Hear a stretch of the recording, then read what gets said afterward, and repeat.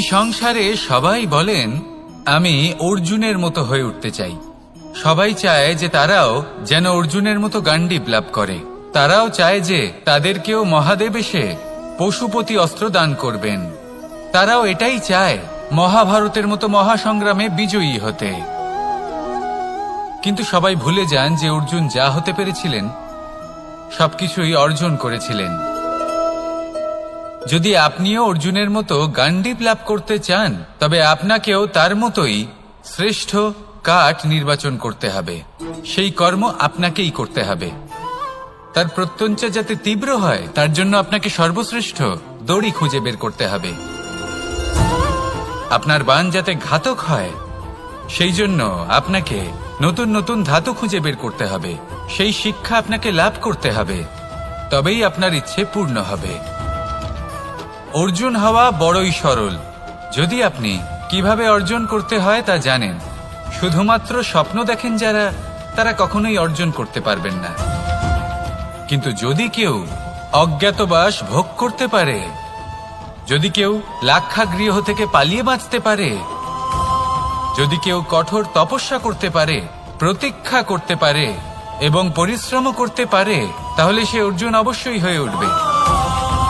যদি আপনি অর্জুন হয়ে উঠতে চান তাহলে কর্ম করতে শিখুন আর আমার সাথে ভালোবেসে বলুন রাধা রাধা। কি ওই মাকড়সার জাল দেখতে পাচ্ছেন? মাকড়সারা ভীষণ পরিশ্রম করে এটা তৈরি করে।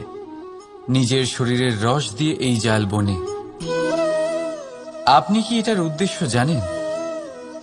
আসলে মাকড়সা এই জালে ছোট কীটপতঙ্গ ধরে তাদেরকে খাদ্যরূপে গ্রহণ করে।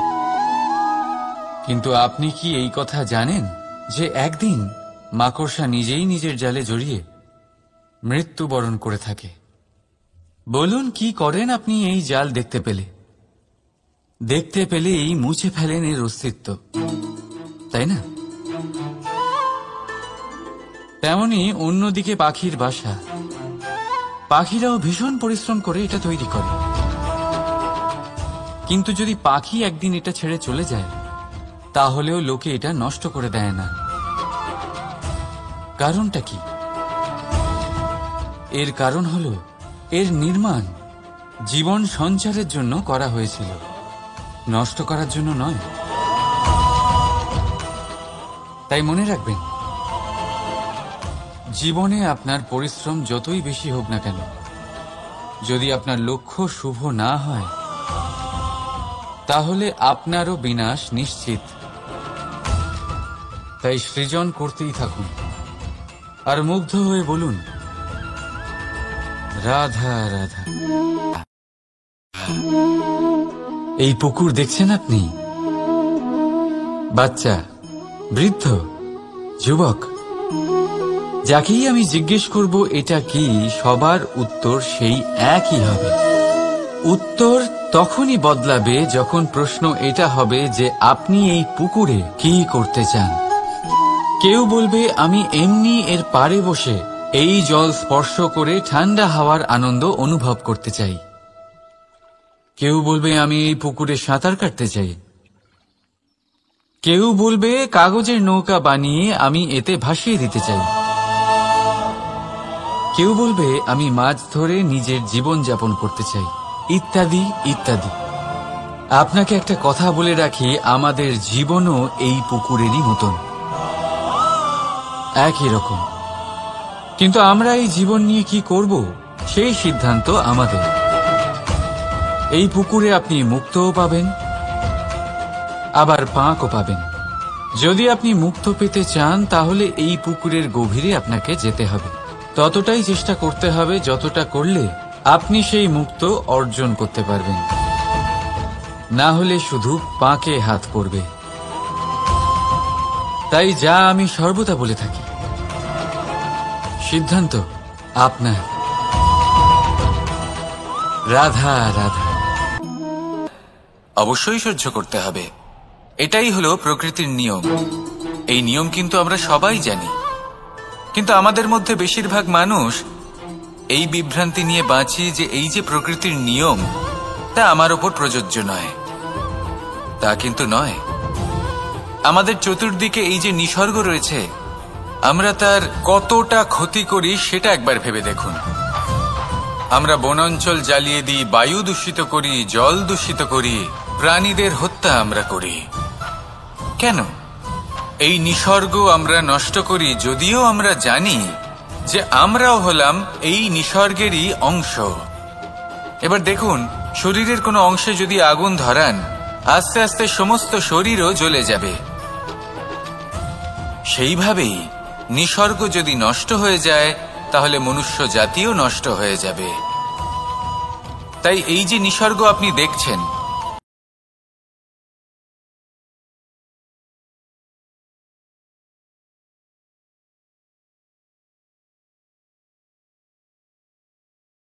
থাকে মানুষ থাকবে, যদি নিসর্গ থাকে তাহলেই জীবন থাকবে। আসুন আমার সাথে ভালোবেসে বলুন, রাধা রাধা।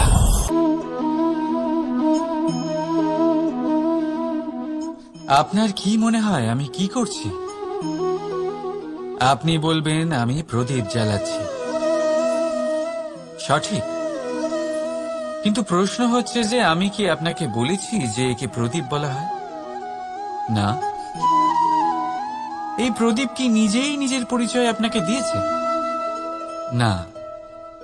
তাহলে আপনি কি করে জানলেন যে একে প্রদীপ বলা হয়? উত্তর হচ্ছে প্রকাশ, যে স্বয়ং জ্বলে অন্ধকারের মধ্যে সংসারকে পথ দেখায়, সেটাই প্রদীপ। যা নিরাশার মাঝে আশার আলো প্রদর্শন করে, সেটাই প্রদীপ। অপর দিকে আছে সাপ, যাকে না দেখেও তার ফনার আওয়াজ শুনেই লোকে ভয় পেয়ে যায়। তার মানে ব্যক্তির পরিচয় তার কর্মের দ্বারা পাওয়া যায়। তাই আপনার এটা বলার প্রয়োজন নেই যে আপনার পরিচয় কি। এটা আপনার কর্মই নিশ্চিত করবে যে লোকে আপনাকে প্রদীপ ভেবে ভালোবাসবে নাকি সাপ ভেবে ভীত হয়ে থাকবে। রাধা রাধা। সময় কত বিচিত্র হয়। সময় আমাদের পক্ষে থাকলে আমরা নিজেদের রাজা মনে করে নিই, আর সেই সময় যদি বিপক্ষে চলে যায়, তাহলে নিঃস্ব হতে সময় লাগে না। তাই মানুষের একটা অভ্যেস আছে, খারাপ সময়ের জন্য কিছু সঞ্চয় করা। আত্মীয়, বন্ধু খারাপ সময় পাশ থেকে সরে যায়। যশ, মান প্রতিকূল সময় চিরস্থায়ী হয় না। তাই মানুষ মনে করে অর্থ সঞ্চয় করাই শ্রেয়। অর্থের কোনো হৃদয় নেই যা সময়ের সাথে পরিবর্তিত হবে। সংসার বলে সর্বদা অর্থ সঞ্চয় করতে থাকুন। খারাপ সময় অবশ্যই কাজে লাগবে, কিন্তু আমি বলবো শুভ কর্ম করতে থাকুন, আনন্দে থাকুন, নিজের ওপর আর ঈশ্বরের ওপরে বিশ্বাস রাখুন। খারাপ সময় কখনো আসবেই না। রাধা রাধা। জীবন থাকলে লক্ষ্য অবশ্যই থাকবে। যদি লক্ষ্য থাকে, তার পথ অবশ্যই থাকবে। যদি পথ থাকে, আমরা জীবনে সফল হব না অসফল, পুরস্কারের ভাগীদার হব নাকি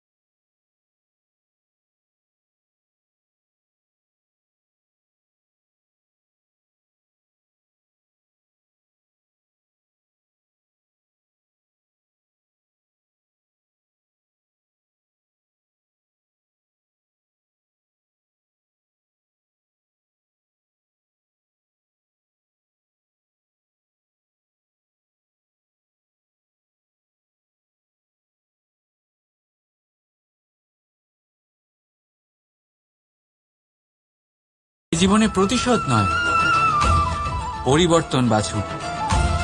বদলা নয়, বদল বেছে নিন। আপনার বাধা আপনার বন্ধু হয়ে যাবে। রাধা রাধা। সমস্ত মানুষের জীবন কিছুটা সমান হয়। মানুষ জন্মগ্রহণ করে, তারপর চলতে শেখে, জীবনে এগিয়ে চলে, বার্ধক্য লাভ করে, তারপর সমাপ্ত হয়ে যায়। কিন্তু সেই ব্যক্তিরা কারা যারা প্রকৃত অর্থে মনুষ্য জীবন যাপন করেন? এনারা হলেন সেই ব্যক্তি যারা পড়ে গেলেও আবার উঠে দাঁড়ানোর চেষ্টা করেন, নিজের ভেঙে পড়া অস্তিত্বকে আগলে নিয়ে আবার একটা আকার দেওয়ার চেষ্টা করেন, ভগ্ন আশাকে আবার একটা নতুন দিশা দেন। অসফল হওয়ার পরেও থামেন না, আবার এগোতে থাকেন। অসফল হওয়ার পরে যদি আপনি থেমে যান তাহলে সাফল্য আপনার সামনে অপেক্ষা করে, কিন্তু আপনি তা দেখতে পান না। তাই জীবনের সংঘর্ষে অংশগ্রহণ করতে শিখুন। জীবনের সংঘর্ষ থেকে পালাবেন না। আসুন আমার সাথে ভালোবেসে বলুন, রাধা রাধা। একবার একটা শেয়াল বনে বিচরণ করছিল। ও একটা ছোট্ট শাবক দেখতে পেল। ও ভাবল, আজ একেই আমি খাবার হিসেবে গ্রহণ করব। আশেপাশে দেখলেও কেউ দেখছে না তো, কেউ ছিল না। আর সেই শাবকের ওপর আক্রমণ করল, যা হলো একটা ঘোর অপরাধ। বনের নিয়ম অনুসারে আপনি কখনোই শাবকের ওপর আক্রমণ করতে পারেন না। তারপর এই খবরটা যখন রাজা সিংহ জানতে পারলেন, সভার আয়োজন করলেন। কিন্তু সেখানে শেয়াল বলল, আমি তো এরকম কিছু করিনি।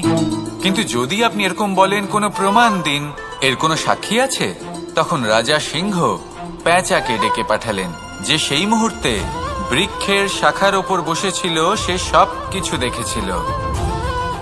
পেঁচা সব সত্যি কথা বলল, আর শেয়ালকে মৃত্যুদণ্ড দেয়া হলো। এবার এই কাহিনী আমি আপনাকে কেন শোনালাম? কারণ মানুষও কখনো কখনো এরকম কর্ম করেন যা শিয়াল করেছে। এটা ভাবেন কেউ দেখছে না, যখন আমি অনুচিত কর্ম করতেই পারি। কিন্তু না, আপনি যাই করুন না কেন, কেউ না কেউ অবশ্যই তা দেখছে। কোনো ব্যক্তি না হলেও কোনো প্রাণী, না হলে কোনো যক্ষ বা দেব বা প্রেত। যদি এনারা কেউ না দেখেন, তাহলে ধরিত্রী মাতা দেখেন, যেখানে দাঁড়িয়ে আপনি সেই কর্ম করছেন, তাই না? তাই একটা কথা সবসময় মনে রাখবেন, কে দেখছেন কে দেখছেন না সেই বিষয়ে ভাবা ছেড়ে দিন। এটা খুব সহজ কথা। আপনি যদি উচিত কর্ম করেন, উচিত ফল পাবেন। যদি অনুচিত কর্ম করেন, তাহলে আপনি অনুচিত ফল অবশ্যই পাবেন। সেই জন্য উচিত পথে চলতে থাকুন, উচিত কর্ম করতে থাকুন, আর আমার সাথে ভালোবেসে বলুন, রাধা রাধা। আপনি কখনো কোনো বাজকে নিজের বাসা বানাতে দেখেছেন? এই বাজ যখনই কোনো বাসা বানায়, তখন উঁচু গাছের ডালে বা কোনো পর্বতের শিখরে বাসা বানায়, অনেক উচ্চতায়। আর সেখানে তার সন্তানও জন্মগ্রহণ করে। যখন এই সন্তানেরা জন্মায়, তখন এই বাজ খুবই ভালোবেসে এবং খুব সাবধানে এদের পালন পোষণ করে। নিজের ঠোঁট দিয়ে তাদের ঠোঁটে খাবার পরিবেশন করে। কিন্তু যেই সেই সন্তানেরা হৃষ্টপুষ্ট হয়ে যায় এবং সেই কথা বাজ নিজে বুঝতে পেরে যায়, সেই বাজ নিজেই সেই বাসা ছিন্ন ভিন্ন করে দেয়। সেই সন্তান যাদের সবেমাত্র ডানা গজিয়েছে, কিভাবে উড়তে হয় তারা জানে না, সেই সন্তানগুলিকে উচ্চতা থেকে ঠেলে দেয়। সেই সন্তান প্রথমে ভয়ভীত হয়ে যায়। তারা সামনে মৃত্যুকে দেখতে পেয়ে ভয়ের কারণে তাদের ডানা ঝাপটাতে থাকে। আর সেই প্রক্রিয়াতেই সেই সন্তানগুলি উড়তে শুরু করে দেয়। এবার এই ঘটনায় আমরা কি শিক্ষা পেতে পারি? এটাই, যদি আপনি মাতা পিতা হন, তাহলে নিজের সন্তানকে অবশ্যই স্নেহ করুন, কিন্তু তাদেরকে নিজের আঁচলের তলায় বেঁধে রাখবেন না। যদি আপনি চান আপনার সন্তান জীবনে উন্নতি করুক, তাহলে নিজের মুঠো থেকে তাদের স্বতন্ত্র করে দিন। এই সংসারে সংঘর্ষ করতে দিন। সেই সন্তান নিজেই বুঝতে পারবে যে জন্মের সময় পাওয়া ডানা কি করে ব্যবহার করতে হয়। আর আপনার চোখের সামনে আপনার সন্তান এই আকাশে উড়তে থাকবে। তাহলে আসুন আমার সাথে ভালোবেসে বলুন, রাধা রাধা। সংসারে সবচেয়ে পবিত্র মানা হয় গঙ্গা জলকে। কখনো ভেবে দেখেছেন কেন? কারণ গঙ্গা জলের আবির্ভাব অত্যন্ত শুদ্ধ হয়, তার জন্ম শুদ্ধ হয়, যেখান থেকে তার শুরু সেটাই শুদ্ধ হয়। আর শুরুটা শুদ্ধ হওয়া অত্যন্ত আবশ্যক। আমাদের জীবনে সবই শুরু হয় আমাদের ভাবনা থেকে। নিজের ভাবনাকে শুদ্ধ রাখুন, কারণ এই ভাবনা থেকেই আবির্ভাব হয় শব্দের। আপনার শব্দ শুদ্ধ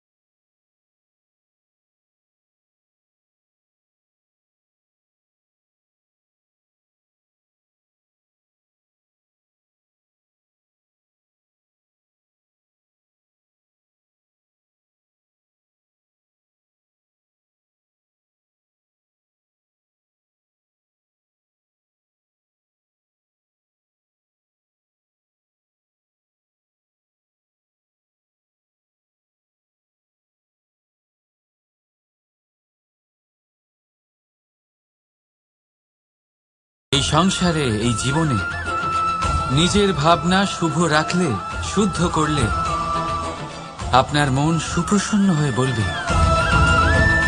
রাধা রাধা। মানুষ জন্মগ্রহণ করে, তার সাথে ভয়েরও জন্ম হয়। ছোটবেলা থেকেই আমাদের মনে কোনো না কোনো প্রকারের ভয় থেকেই যায়। কেউ এই বিষয়ে ভয় পায় যে তার কোনো বস্তু তার থেকে দূরে চলে যাবে। কেউ এই বিষয়ে ভয় পায় যে আমি নিজেকে হারিয়ে ফেলব। কেউ এই ভেবে ভয় পায় যে আমার প্রিয়জনেরা তারা যেন আমার থেকে দূরে না চলে যায়। কেউ এই ভেবে ভয় পায় যে আমরা যেন পথ না হারিয়ে ফেলি, আদি ইত্যাদি। কিন্তু সত্যি কথা বলতে, ভেবে দেখুন এই ভয় বাস্তবে কি? শুধুই একটা মনস্থিতি, আর কিছুই নয়। যা কিছু আপনি জীবনে পেয়েছেন তা একদিন আপনাকে হারাতে হবে। এই জীবন হলো আপনারই, কিন্তু তাও একদিন সমাপ্ত হবে। তাই ভয় পেয়ে কি লাভ? এই ভয় শুধু আপনাকে জীবন যাপন করা থেকে বাধা দিচ্ছে, আর কিচ্ছু নয়। পথ হারিয়ে ফেললেই বুঝতে পারবেন যে নতুন পথ কিভাবে বানাতে হয়। কিছু মানুষকে জীবন থেকে হারালে তবেই আপনি বুঝবেন যে আপনার আপনজনকে। এই ভয়ের কারণে ভীত হয়ে থাকবেন না। এই তারা নক্ষত্র অন্ধকারের অভাবে গুরুত্ব হারায়। শিবকেও মহাদেব হওয়ার জন্য বিষপান করতে হয়েছিল। প্রত্যেক পরিস্থিতি, প্রত্যেক সাফল্য আপনার পরীক্ষা নেবে। তাতে উত্তীর্ণ হওয়া হলো আপনার কর্ম। যখনই আপনি ভয় পাবেন বা সংকটের সম্মুখীন হবেন, তখন সাহসের সাথে তার সম্মুখীন হন। মনে রাখবেন, যে সম্মুখীন হতে জানে, সাফল্য তার সাথে সবসময় থাকে। আসুন আর আমার সাথে ভালোবেসে বলুন রাধা রাধা। আমাদের হাতটা দেখুন। এই হাতে 5টা আঙুল আছে, যা ভিন্ন ভিন্ন ধরনের। একরকম কেন নয়? কারণ হলো প্রত্যেকের নিজের নিজের গুরুত্ব আছে, নিজের নিজের মাহাত্ম্য আছে। এরা ভিন্ন, তাই একত্রিত হয়ে মুষ্টিবদ্ধ করা সম্ভব, যার দ্বারা আমরা আত্মরক্ষাও করতে পারি, আবার আক্রমণও করতে পারি। যদি 5টি আঙুল সমান হতো তাহলে মুষ্টিবদ্ধ হতে পারত না, নিজেদের মধ্যে বিভ্রান্তির সৃষ্টি করত। এবার এরকমই কিছু আমাদের সংসারেও হয়। আমাদের দেশ, যেখানে একটি ভূমির ওপর ভিন্ন ভিন্ন ধর্মের মানুষ বাস করেন, ভিন্ন ভিন্ন জাতি, ভিন্ন ধর্ম, ভিন্ন ভাষা। কিন্তু যদি আমরা এটা ভাবি যে কিভাবে এই দেশকে কল্যাণের পথে নিয়ে যাওয়া যায়, কিভাবে এর বিকাশ করা সম্ভব, তাহলে আমাদের একত্রিত হওয়া শিখতে হবে। যেইভাবে 5টা আঙুল একত্রিত হয়, মুষ্টিবদ্ধ হয়, সেইভাবেই আপনার যে ভাষাই হোক, যে ধর্মই হোক, যে জাতি হোক না কেন, ঠিক আছে, আবশ্যক হলো আপনার নিজের কর্মভূমির সাথে, আপনার ধরিত্রীর সাথে যুক্ত থাকা, সাথে থাকা। তবেই দেশের উন্নয়ন সম্ভব। তবেই এই দেশ স্বতন্ত্র থাকবে, সফল হবে, আর এই মন প্রসন্ন হয়ে বলবে রাধা রাধা। সংসারে আমাদের জীবনে যখন কোনো সুখ বা দুঃখ আসে, তার জন্য আমরা কাউকে না কাউকে অবশ্যই দায়ী করে থাকি, তাই না? এই ব্যক্তি আমাদের সাথে এরকম কাজ করেছেন, তাই আমার সাথে এমন হলো। ওই ব্যক্তি যদি এমনটা না করতেন, তাহলে আজ আমি ওই স্থানে পৌঁছতে পারতাম। সবই আপনার দৃষ্টিভঙ্গির ওপর নির্ভরশীল। আর যদি আপনার দৃষ্টিভঙ্গি এমন হয় তাহলে তা অনুচিত। সত্যি কথা বলতে এই সংসারে ভিন্ন ভিন্ন ধরনের মানুষ আছে। এটা আপনার ওপর নির্ভর করছে কিভাবে তাদের স্বাগত জানাবেন। একবার ভাবুন, আমি আমার দুটো হাত সামনে নিয়ে এলাম, দুটো মুঠো খুলে দিলাম। দুই প্রকারের মানুষ আসবেন, কিছু না কিছু দিয়ে যাবেন। এই মুঠো যদি আমি বন্ধ করে দিই তাহলে না কেউ আমাকে কিছু দিতে পারবে, না আমার কিছু যাবে আসবে। নিশ্চয়ই বুঝতে পারছেন এই দুই ধরনের ব্যক্তি কারা এবং তারা কি দিয়ে যান। আমি যদি নিজের মুঠো খুলে দিই তাহলে কিছু ভালো মানুষ আসবেন, আমাকে আনন্দ, সন্তুষ্টি, জ্ঞান প্রদান করে যাবেন, ভালো অভিজ্ঞতা দিয়ে যাবেন। কোনো খারাপ ব্যক্তি যদি আসেন তাহলে তিনিও খারাপ অভিজ্ঞতা দেবেন, যার থেকে আমি শিক্ষা লাভ করব। এই সব কিছু আমি লাভ করতে পারি। মুঠো যদি বন্ধ করে রাখি তাহলে আমি কিছুই পাবো না। দেখুন, এই সংসারে প্রত্যেকের জীবনে এইরকম। প্রত্যেকের জীবনে সবকিছুই আছে, ভালো খারাপ দুই মানুষই আছে, ভালো অভিজ্ঞতা আছে, খারাপ অভিজ্ঞতা আছে। নির্ভর করছে আপনার উপর যে আপনি কি করবেন, এনাদের স্বাগত কিভাবে জানাবেন, কার থেকে কি বুঝবেন, কি শিখতে পারবেন, আর কোন দৃষ্টিভঙ্গি নিয়ে অগ্রসর হবেন। এটাই নির্ধারণ করবে যে আপনার জীবন কেমন হবে। আসুন আমার সাথে ভালোবেসে বলুন, রাধা রাধা। জীবনে যখন কোনো ব্যক্তি নিজের লক্ষ্য প্রাপ্তির জন্য নিরন্তর পরিশ্রম করতে থাকেন, চেষ্টা করতে থাকেন, তখন তিনি কষ্ট অনুভব করেন। কখনো শারীরিক কষ্ট, কখনো মানসিক কষ্ট। এবার উনি এটা ভাবতে থাকেন যে আমি কি উচিত করছি নাকি অনুচিত করছি। কারণ অন্যদিকে এমন একজন ব্যক্তিও আছেন যিনি একদমই পরিশ্রম, চেষ্টা করছেন না। তিনি মদিরা পান করেন, বিলাসিতায় জীবন কাটান, অলস প্রকৃতির হয়ে ওঠেন, নিদ্রাতে বিলীন হয়ে থাকেন আর ভাবেন যে তিনি সুখ লাভ করছেন। কিন্তু এরকম কেন হয়? কারণ যখন আমরা সৎ পথে থাকি, উচিত পথে চলি, লক্ষ্য প্রাপ্ত করার জন্য চেষ্টা করতে থাকি, তখন আমাদের ভেতরে থাকা নেতিবাচক শক্তি এবং পাপ এই দেহকে ত্যাগ করে দেয়। আর এই অনুভূতিটাই আমাদের দুঃখের অনুভূতি দেয়, কষ্ট দেয়। এবার সেখানে যদি আমরা কুপথে চলি, অনুচিত পথে চলতে থাকি, তাহলে আমাদের ভেতরে থাকা পুণ্য এবং ধনাত্মক শক্তি আমাদের দেহ ত্যাগ করে দেয়। আর এই অনুভূতির কারণেই আমরা সুখ অনুভব করি। কিন্তু কখনো ভাববেন যে এই সুখ বেশি সময় পর্যন্ত থাকে না। সেই জন্য সবসময় মনে রাখবেন, যদি আপনি জানেন যে এটাই আপনার লক্ষ্য, এটাই উচিত পথ, শুভ পথ, তাতে নিরন্তরভাবে এগিয়ে যেতে চেষ্টা করতে থাকুন। এই কষ্ট আপনাকে সুখের পরাকাষ্ঠায় কখন পৌঁছে দেবে তা আপনি জানতেই পারবেন না। আসুন আমার সাথে ভালোবেসে বলুন, রাধা রাধা। প্রত্যেক মানুষ নিজের জীবনে হীরক তথা হীরে এবং দর্পণ এই দুই দেখেছেন। এই দুই হলো সাদা এবং এরা দুজনেই আলোর প্রতিফলন ঘটায় এবং এরা দুজনেই উজ্জ্বল হয়ে ওঠে। আপনি হয়তো মনে মনে ভাবছেন যে এটা কি ধরনের তুলনা করছি। একটা হীরে তো রত্ন, তার মূল্য দর্পণের থেকে অনেক গুণ বেশি।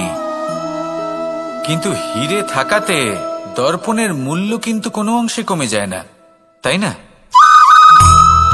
মানুষ যখন হীরে নিজের হাতে নেয় তখন সবার আগে কি খোঁজে?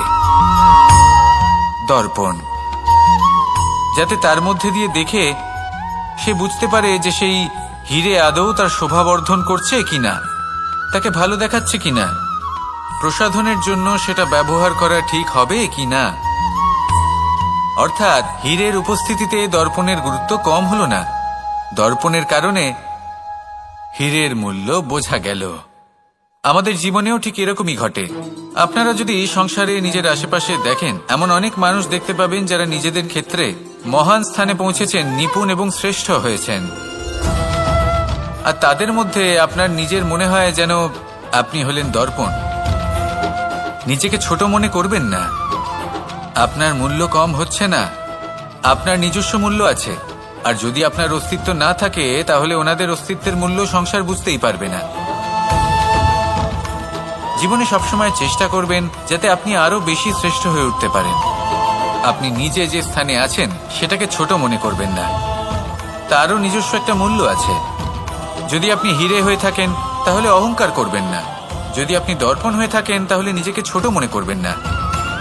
আসুন আর আমার সাথে ভালোবেসে বলুন, রাধা রাধা। মানুষ জন্মগ্রহণ করে, তার সাথে ভয়েরও জন্ম হয়। ছোটবেলা থেকেই আমাদের মনে কোনো না কোনো প্রকারের ভয় থেকেই যায়। কেউ এই বিষয়ে ভয় পায় যে তার কোনো বস্তু তার থেকে দূরে চলে যাবে, কেউ এই বিষয়ে ভয় পায় যে আমি নিজেকে হারিয়ে ফেলব, কেউ এই ভেবে ভয় পায় যে আমার প্রিয়জনেরা তারা যেন আমার থেকে দূরে না চলে যায়, কেউ এই ভেবে ভয় পায় যে আমরা যেন পথ না হারিয়ে ফেলি, আদি ইত্যাদি। কিন্তু সত্যি কথা বলতে ভেবে দেখুন, এই ভয় বাস্তবে কি? শুধুই একটা মনোস্থিতি, আর কিছুই নয়। যা কিছু আপনি জীবনে পেয়েছেন তা একদিন আপনাকে হারাতে হবে। এই জীবন হলো আপনারই, কিন্তু তাও একদিন সমাপ্ত হবে। তাই ভয় পেয়ে কি লাভ? এই ভয় শুধু আপনাকে জীবন যাপন করা থেকে বাধা দিচ্ছে, আর কিচ্ছু নয়। পথ হারিয়ে ফেললেই বুঝতে পারবেন যে নতুন পথ কিভাবে বানাতে হয়। কিছু মানুষকে জীবন থেকে হারালে তবেই আপনি বুঝবেন যে আপনার আপনজনকে। এই ভয়ের কারণে ভীত হয়ে থাকবেন না। এই তারা নক্ষত্র অন্ধকারের অভাবে গুরুত্ব হারায়। শিবকেও মহাদেব হবার জন্য বিষপান করতে হয়েছিল। প্রত্যেক পরিস্থিতি, প্রত্যেক সাফল্য আপনার পরীক্ষা নেবে, তাতে উত্তীর্ণ হওয়া হলো আপনার কর্ম। যখনই আপনি ভয় পাবেন বা সংকটের সম্মুখীন হবেন, তখন সাহসের সাথে তার সম্মুখীন হন। মনে রাখবেন, যে সম্মুখীন হতে জানে সাফল্য তার সাথে সবসময় থাকে। আসুন আর আমার সাথে ভালোবেসে বলুন, রাধা রাধা। এই সংসারে সবথেকে বেশি কোমল বস্তু হলো রেশম। এই রেশম এতটাই কোমল হয় যে এর পুরো একটা থান শুধুমাত্র একটা হাতে ধরা সম্ভব। কখনো ভেবে দেখেছেন এই রেশম কিভাবে হয়? একটি কীট তার লালার দ্বারা উৎপন্ন হয়। এই কীট সেই রেশমকে পাক দিতে থাকে, পাক দিতেই থাকে, আর আস্তে আস্তে তার মধ্যেই জড়িয়ে পড়ে। শেষে ওর এই সুন্দর অমূল্য সৃষ্টি রেশমের এই সুতো, তার নির্মাণ কার্য পূর্ণ হয়। কিন্তু তাতেই ও নিজে বন্দী হয়ে যায়। নিজেরই মায়াজালের এই বন্দী গৃহে নিজেই ফেঁসে যায়। এবার এই সুতোকে ব্যবহারযোগ্য করে তোলার জন্য এই কীটগুলিকে এই কবচের সাথেই ফুটন্ত জলে ফেলে দেওয়া হয়। এই সংসারে যদি আমাদের স্বপ্ন এই সংসারের দুঃখ হরণ করার জন্য, এই সংসারে সুখ বিতরণ করার জন্য হয়, তবেই আমাদের প্রগতি সম্ভব। যদি আমাদের এই স্বপ্ন শুধুই আমাদের এবং আমাদের স্বার্থ সিদ্ধির জন্য হয়, তাহলে এই স্বপ্ন আমাদের অন্ধ করে দেবে, আমাদের অন্ধকারের পথে নিয়ে যাবে, আর আমরাও সেই কীটের মতো হয়ে যাব। নিজেদেরই মায়াজালে আমরা নিজেই ফেঁসে যাব, আর শেষে আমরা যদি কিছু লাভ করি তা হবে একাকিত্ব, অন্ধকারময় মৃত্যু। তাই স্বপ্ন অবশ্যই দেখুন, কিন্তু এমন ভাবে স্বপ্ন দেখবেন না যে তার এই বন্দিগৃহে আপনি নিজেই ফেঁসে গেলেন। স্বপ্ন দেখুন পরোপকারের, পরমার্থের, সবাইকে উদ্ধারের, অন্ধকারের নয়। তবেই কল্যাণ হবে, আর তবেই এই হৃদয় প্রসন্ন হয়ে বলবে, রাধা রাধা। মানুষ যখন এই সংসারে প্রবেশ করে, অর্থাৎ জন্মগ্রহণ করে, তখন নিশ্চিন্তে থাকে, আনন্দে থাকে। কিন্তু যেইমাত্র তার মধ্যে বোধশক্তি আসে, তখন সে চিন্তা করতে শুরু করে। যার ভিত্তিতে মানুষ যা চাইবেন তাই লাভ করতে পারবেন, যদি সঠিক কর্ম করতে থাকেন। যখন কংসের অসুররা গোকুলে ধ্বংসলীলা চালাচ্ছিলেন, তখন আমি কারোর থেকে সাহায্য চাইনি। আমি দাঁড়িয়েছি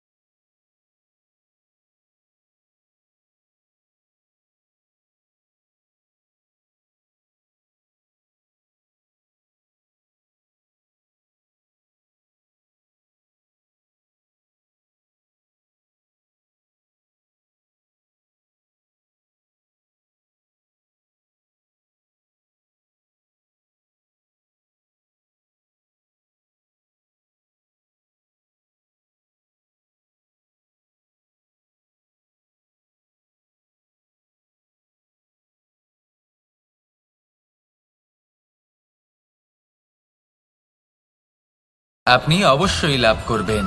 আর এই মন সুপ্রসন্ন হয়ে বলবে, রাধা রাধা। ভোজন এই সংসারে যেই হোক না কেন, কোনো মানুষ হোক, কোনো প্রাণী হোক, কোনো কীট হোক বা কোনো বনস্পতি হোক, প্রত্যেকের জন্য ভোজন অতি আবশ্যক।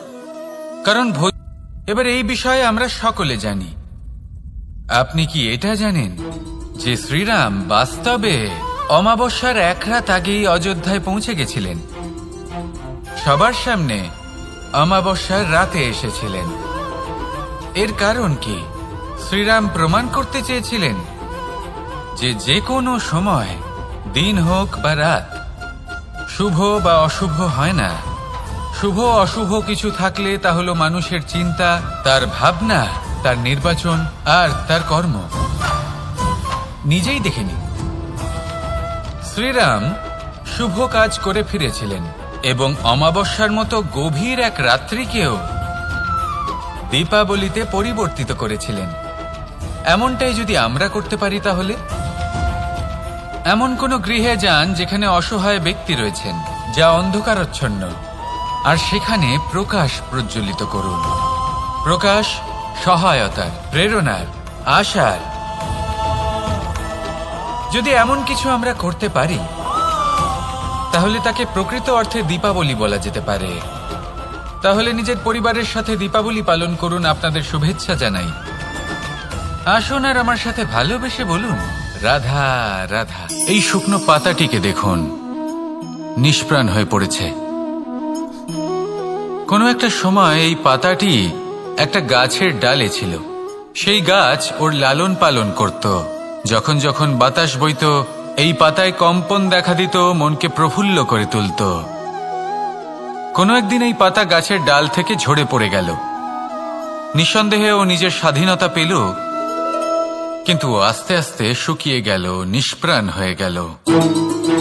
দেখুন, আমি এই কথা বলছি না যে স্বাধীনতা অনুচিত, কখনোই না। কিন্তু যে কোনো পরিস্থিতিতে স্বাধীন হতে চাওয়া, এটা নিশ্চিতরূপে অনুচিত। আমরা যদি আমাদের জীবনে পরিবারের গুরুত্ব ভেবে দেখি, তাহলে এই পরিবারে যতই মতভেদ থাকুক না কেন, যতই মনোমালিন্য থাকুক না কেন, যতই বিবাদ থাকুক না কেন, এই সব মিটিয়ে নেওয়া অত্যন্ত প্রয়োজনীয়। সেই সবকিছু সমাপ্ত করা অত্যন্ত প্রয়োজনীয়।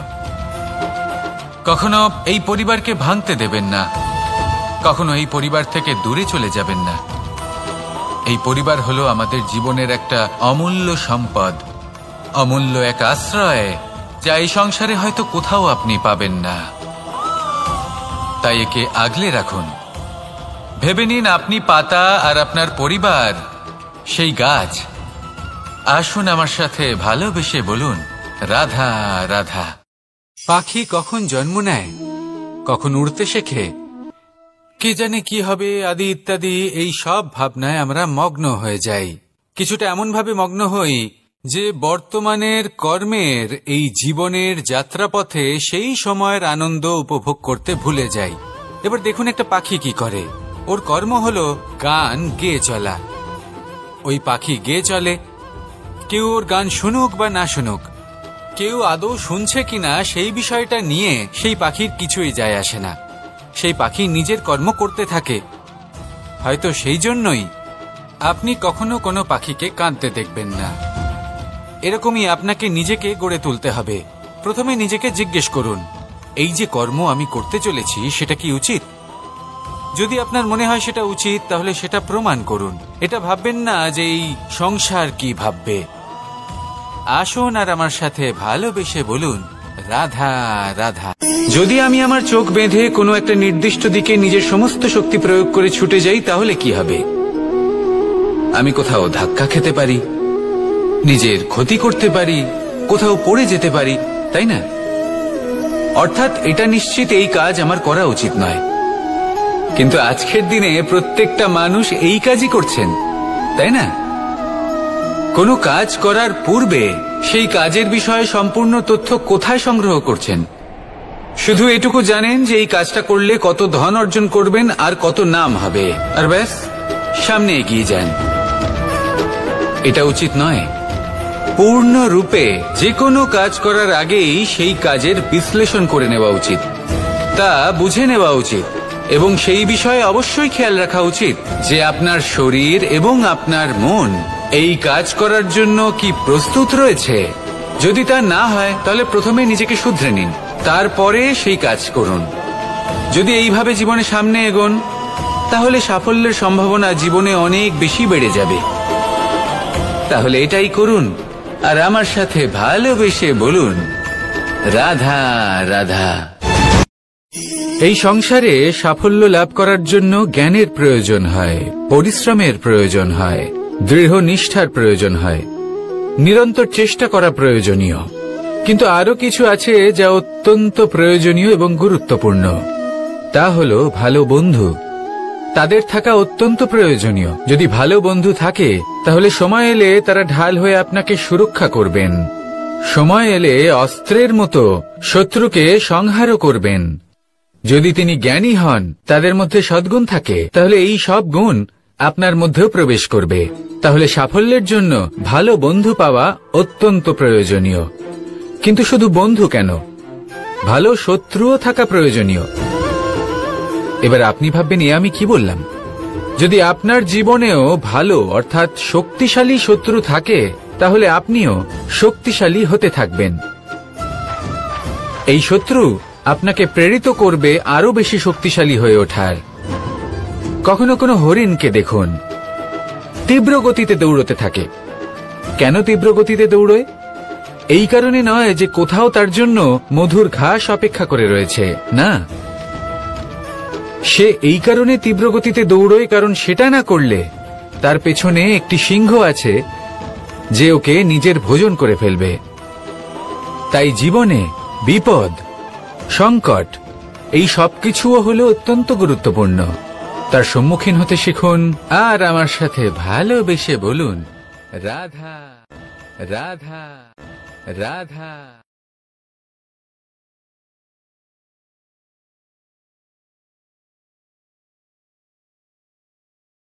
লক্ষ্যে পৌঁছানো অত্যন্ত কঠিন হয়। কেউ ভাবেন যে কেন এত কঠিন হয়, কেন এত কষ্ট করতে হয় লক্ষ্যে পৌঁছানোর জন্য। এই লক্ষ্য সরলভাবে কেন আমার কাছে চলে আসে না? চলুন আপনাকে একটা কথা বলি, যদি আপনার লক্ষ্য কঠিন না হয় তাহলে তাকে পাওয়া আপনার পক্ষে অসম্ভব হয়ে উঠবে।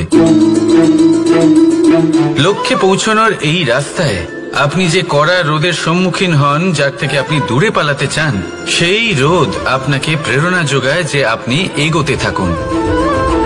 ভাবুন একজন যাত্রী যে কিনা নিজের লক্ষ্যের দিকে যাচ্ছেন, সেই পথে উনি যদি একটু ছায়া পেয়ে যান আর উনি ওখানে বিশ্রাম নেন, তাহলে তার সাথে তার ভাগ্য গভীর নিদ্রায় সেখানে বিলীন হয়ে যায়। তাই পরিশ্রমের কড়া রোদের থেকে কখনো দূরে পালাবেন না। জীবনে শুধু সামনে এগোতে থাকুন দৃঢ়তার সাথে। আর লক্ষ্য সরল হোক, কঠিন হোক বা অত্যাধিক কঠিন হোক, একটা কথা মনে রাখবেন, যে জীবনের লক্ষ্যে পৌঁছতে পেরেছে সে লক্ষ্য প্রাপ্তির জন্য আফসোস কখনোই করে না। রাধা রাধা।